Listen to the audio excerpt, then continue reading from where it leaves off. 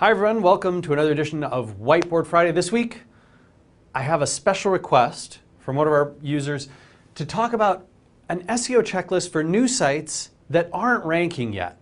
So I've created a new website. I want to make sure that I'm doing all the right things in the right order, that I've got everything set up, and my website's not yet ranking. Well, what are the things that I should be doing and maybe some things that I shouldn't be doing? And so I wanted to create a brief checklist with this Whiteboard Friday. If we find this useful, maybe we'll expand it, do even more stuff with it in the future.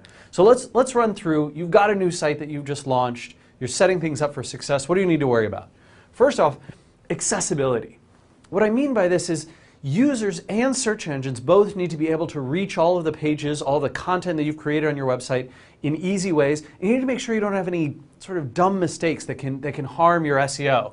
So these are things like 404s and 500 errors and 302s instead of 301s, duplicate content, missing title tags, thin content where there's not much material on the page for the search engines to grab onto, maybe for users as well.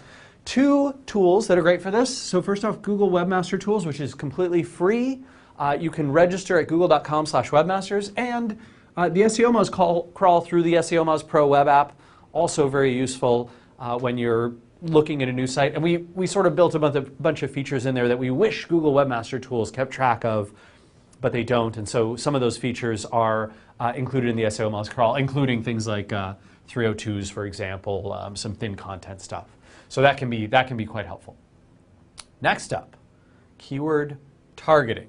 So this makes some sense that you have to choose the right keywords to target. So what I want to have is, if gobbledygook, probably an awful keyword for anyone to be targeting, no search volume, just bad choice in general. But right, we want to be looking at, do these have good search volume? Right? Are some users actually searching for them? You might not be able to target high value terms because you're also looking for low difficulty when you're first launching a site. Right? You don't want to necessarily shoot for the moon. Maybe you do on your home page or some branded page, some product page. But for the things that you want to target and you want to work on early, short term, right? Maybe some content that you've got, some of those feature pages for the product or service you're offering, and you think to yourself, I'm not going to be able to target, gobbledy, which is, that's really tough. But maybe gobbledygook, that'll be easier. And so you could look at search volume, the relevance to the website. Please, by all means, make sure that you have something that's relevant, that's actually pulling in searches you care about, and low difficulty. If you've got that taken care of, you've got your keyword targeting. Content quality and value. If you have a bunch of users coming to this page and they think to themselves, this doesn't really answer my query, or yeah, maybe this answers one portion of it, but I wish there was more detail here, more video, more images, maybe a nice graphic that explains some things, a data set, some references to where they got this information, not just a bunch of blocks of text. Maybe I'm looking for something that describes a process, something that explains it fully. If you can do that, if you can build something remarkable where all of these people change from, what's this, to, oh, you know what, instead it's, I am happy. I also am happy. This page makes me so happy. Yay, I'm going to stick my tongue out. If you can get that level of enjoyment and satisfaction from your users with the quality of the content that you produce, you're going to do much better in the search engines. And search engines have got some really sophisticated algorithms that look at true quality and value. You can see Google's gotten so much better about putting really good stuff in results, even sometimes when it doesn't have a lot of links or it's not doing hardcore keyword targeting. When it's great stuff, they're doing a good job of ranking it. Next up, design quality, user experience, and usability. This is tough. Unless you have a professional designer, you have a professional design background, you almost certainly need to hire someone or go with a very simple, basic design that's very user-friendly, that when you survey your friends, survey people in your industry, survey people in your company, survey people in your ecosystem, that they go, yeah, this looks really good. I'm very happy with the design. Maybe I'm only giving it a 6 out of 10 in terms of beauty, but an 8 out of 10 in terms of usability. I understand the content of the site. It's easy for me to find things and they flow. There's really no point in ranking unless you're nailing these two, because you're not going to get many more customers. People are just going to be frustrated by the website. There's a few tools you can use on the web to test these out. So 5-second test, Feedback Army, Silverback app, all of these are potentially useful for checking the usability user experience of the site.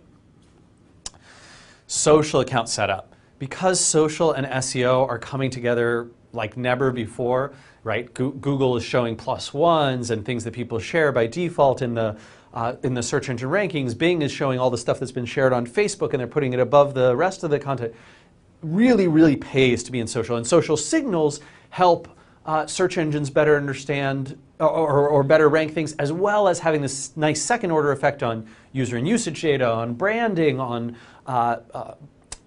the impact of people seeing those sites through social sharing and potentially linking to them. So social account setup, at the very least, you probably want to have these four: Facebook, Twitter, LinkedIn, and Google+, right? All of those have got, Google+ is only about 25 million, but it's growing very fast. LinkedIn, Twitter, Facebook are all over 150 million users right now. I think Twitter's at 200 million, Facebook's at 750 million. So at least have your pages set up for those. Make sure the account experience is the same across them, using the same photos, same branding, same description, so people get a good sense when they see you in the social world. And you probably want to start setting something up to be monitoring and tracking these. You might want to sign up for something like a Bitly. I used to really recommend PostRank, but unfortunately they don't track Facebook since Google bought them anymore, so it's a little more frustrating.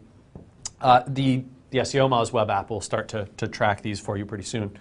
And once you've got those social accounts set up, you can feel good about sharing the content that you're producing through those social accounts, finding connections, building up in that world, and spending the appropriate amount of time there, depending on the value you're feeling back from that.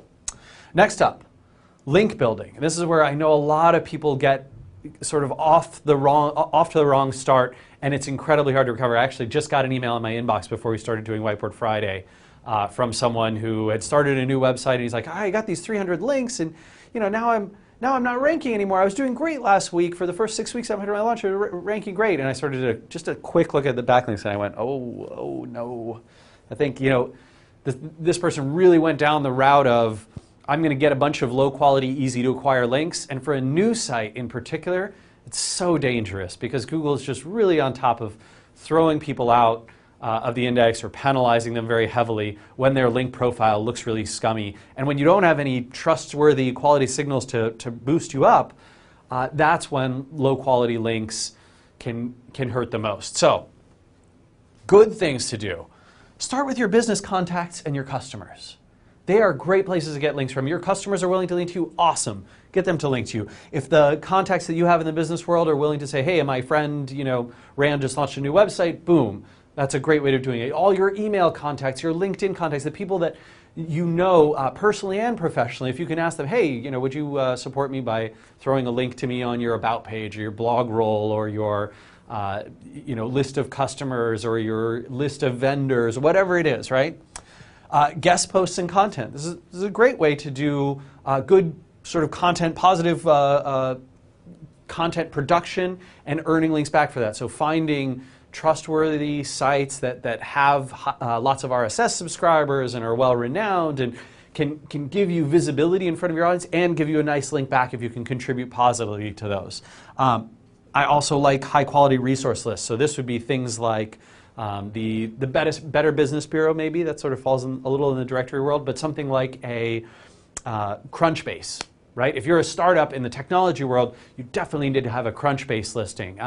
You might want to be on some Wikipedia lists. Granted, those are no follow, but that's still okay. That's probably a good place to get some visibility. There might be industry-specific lists that are like, these are, I don't know, heavy machine production facilities in the United States. Great, okay, I should be on that list. That's what I do, right? News, media, and blogs. So getting the press to cover you, getting blogs in your sphere to cover you, finding those, emailing the editors, letting them know that you're launching this new website. That's a great time to say, hey, this business is transformative. We're launching a new site. We're changing our branding, whatever it is. That's sort of a press-worthy message, and you can get someone to look at you. Review sites, review blogs are great for this too, as they'll sort of say, oh, you've got a new application, you got a new mobile service. Maybe we'll link to you. That could be interesting. Relevant social industry and app account links, right? So if I contribute something to the Google Chrome store, right? If I contribute something to the Apple store, if I am contributing something to a design portal, a design gallery, all of those kinds of industry stuff and accounts that you can get are likely worth submitting to, worth getting your website listed on. And then social media link acquisition, so this is obvious stuff where you spend time on Twitter, on Facebook, on LinkedIn, on Google+, connecting with people, and over time building those relationships that'll get you the links, possibly through one of these other forms, or just through the friendliness of them noticing and liking and enjoying your content. And that's what content marketing is all about as well. So these are great ways to start, very safe ways to do link building. They're not short-term wins, right? These almost all of them require at least some effort, some investment of your time and energy, some creativity, some good content, some authenticity in your marketing, versus a lot of the stuff that tempts people very early on. They're like, oh, sweet, I have a new website. I need to get like 500 links as soon as possible. So I'm going to try things like reciprocal link pages, right? I'm just going to put up a list of reciprocal link partners. I'm going to co-contact a bunch of other firms. They'll all link to me and we'll all link to each other. It'll be a happy marriage of links. No, it's not. It's not a wonderland. Low quality directories, right? You search for SEO friendly directory. If it shows up on that list, chances are, even in Google, right? Like Google is showing you a bunch of bad stuff. Someone was asking me recently on email, they said, hey, I really need some examples of sites that have done manipulative link building. I was like, oh, it's so easy. Search for SEO friendly directory and look at who's paid to be listed in those directories. They almost all have spammy manipulative link profiles. And it's funny because you go to those, and I don't know why people don't do this, but try searching for the brand names that come up in those lists. None of them rank for their own brand name. Well, why is that? Like, clearly they're killing themselves with these terrible, terrible links, right? So low quality directories, really avoid that. Article marketing or article spinning, I talked about that a few weeks ago on Whiteboard Friday. Also a practice I would strongly recommend you avoid, especially, I know it can work. I know there's people for whom it does work, but especially early on, it can just kill you. It really can get you banned or penalized out of the engines, and you just won't rank anywhere if your link profile starts out spammy. Paid links is another obvious one. Forums, open forum spam, so kind of going across the web, oh, look, here's a guest book that's open, forgot to put no follow, I'm going to leave a link there. Oh, here, look, it's a forum that accepts, registration, and they forgot to close their no follow off. Anyone can leave a link. Even things like do follow blogs, right? Do follow blog comments. Man, it's really risky. Because they're linking to bad places a lot of the time, and it's usually manipulative people who have no intent to create something of value for the search engines. They're merely trying to manipulate their rankings. And whenever you have a tactic like that, it attracts people who have nasty websites, and then Google looks at those and goes, okay, they're linking to a bunch of nasty sites. Well, I don't want to count those links, or maybe I'm even going to penalize some of the people that they're linking to. That really sucks. And then link farms, right, which is essentially setting up all these different systems of links that point to each other across tons of domains that are completely artificial, that link for no human reason or no discernible human reason, and are merely meant to manipulate the engines. This type of stuff is very, very dangerous when you're early on. If you've already built up a good collection of these types of links, you're much safer. But you do have some risk in those first 3, 6, 9 months after you've launched a new site around doing wrong things on the link building front and getting yourself into a situation where you're penalized. And we see a ton of that through SEO Moz Q&A. I get it in email. You see it on the web all the time. So be cautious around that. And hopefully this checklist will help you get your site to a nice established place, and you can keep doing some great marketing and eventually win the internet. I wish you good luck with your new website. Thanks so much. Thanks for watching. See you again next week for another edition of Whiteboard Friday. Take care.